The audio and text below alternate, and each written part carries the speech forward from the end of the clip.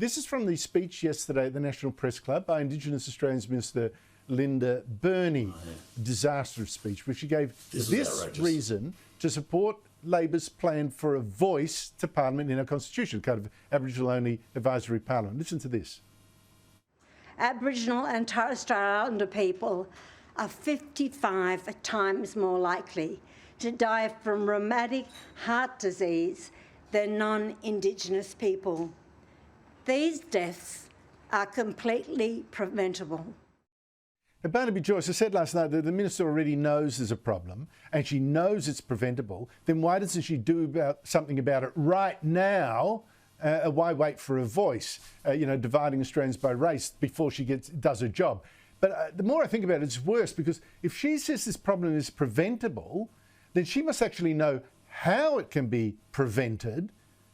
And that makes you ask even more closely, what on earth is stopping her if she has this knowledge in her head right now? And Andrew, I've said on your show right from the start, I said this referendum's going to go down. And at the time, you were sceptical. You said, I hope so, Barnaby, but I don't think so. It is, Andrew. I was frightened. People are going to knock this one out of the park. Knock this one out of the park. It's not going to get up. I know little about lots, but I know lots about politics, and this thing was dead from the moment they decided to staple all these extra pieces to it. I went to NAIDOC week the other week because, you don't run away from a fight. I went to NAIDOC week and I thought, I'm going to get pilloried here.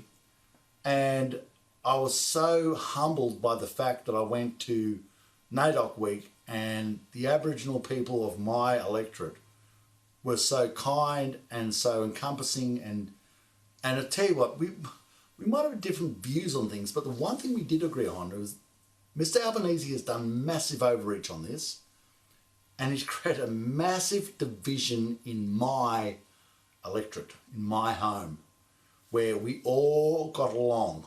Everybody got along. And we don't want this. We don't want this.